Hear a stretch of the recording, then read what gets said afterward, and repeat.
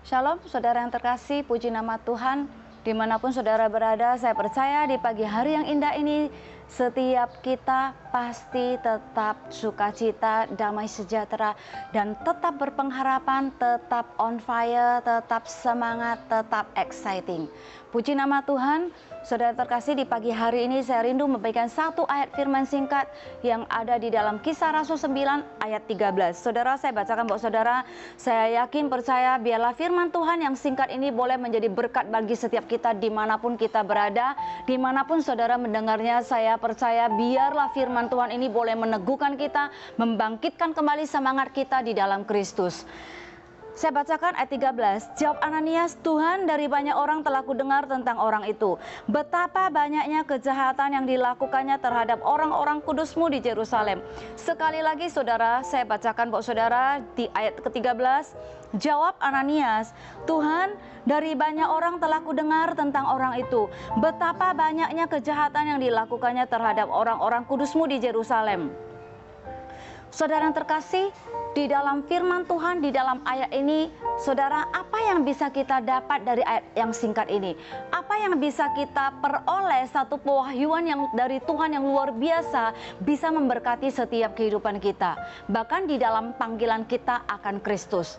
Di dalam perjalanan pengiringan kita di dalam Kristus. Saudara yang terkasih, semuanya kita tahu bagaimana Kisah Rasul 9 ini menceritakan tentang Saulus yang sedang dalam perjalanan menuju ke kota Damsyik.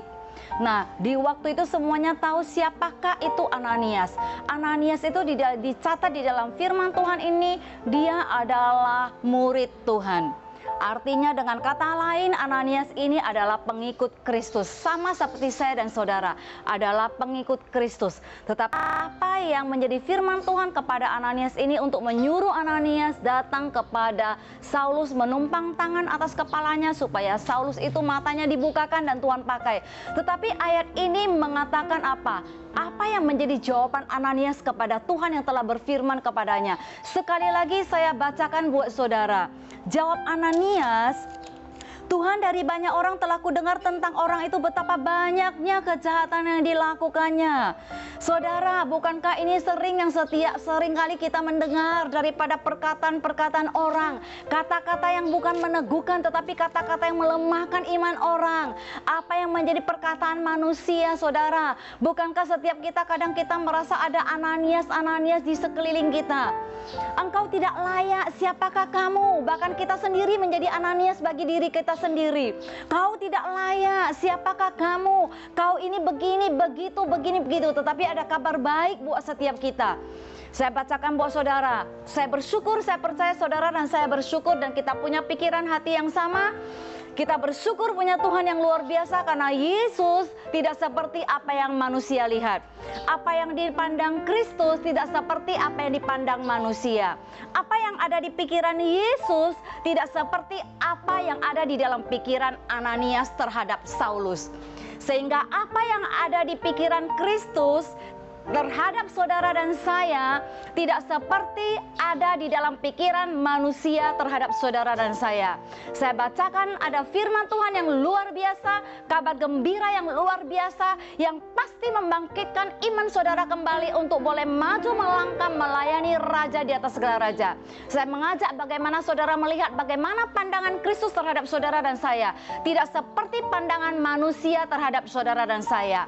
Saya bacakan di ayat 15. Tetapi firman Tuhan kepadanya, pergilah, sebab orang ini adalah alat pilihan bagiku untuk memberitakan namaku kepada bangsa-bangsa lain serta raja-raja dan orang-orang Israel.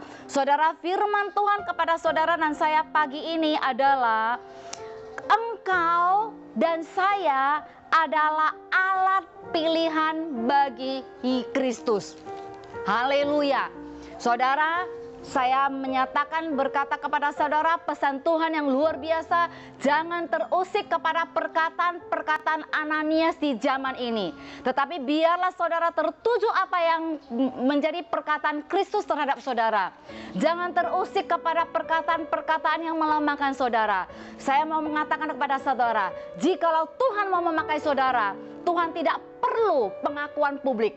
Jika Tuhan mau memakai saudara, Tuhan tidak perlu riwayat hidup saudara. Karena apa yang menjadi pikiran Kristus terhadap hidup saudara dan saya tidak tergantung kepada pikiran manusia terhadap saudara dan saya.